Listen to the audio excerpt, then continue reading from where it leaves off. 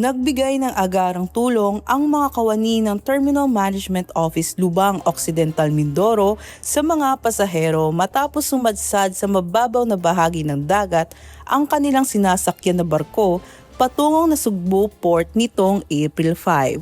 Ayon sa ulat, ligtas na nailipat ang lahat ng mga pasahero at tripulante ng MV Our Lady of Fatima sa isang ro-ro vessel upang dalhin sa Lubang Port.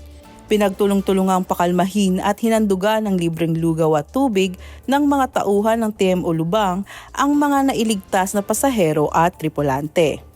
Bukod dito, ang mga kawani ng TMO Lubang ang nakipag-ugnayan sa pamunuan ng MV Our Lady of Fatima upang mabigyan sila ng maayos na pagpapahingahan hanggang muling makatawid sa Nasugbu, Batangas. Samantala, tinitiyak ng Philippine Ports Authority ang patuloy na dedikasyon sa pagbibigay ng agarang tulong at maayos na serbisyo sa mga pasahero lalo na sa oras ng hindi inaasahang insidente.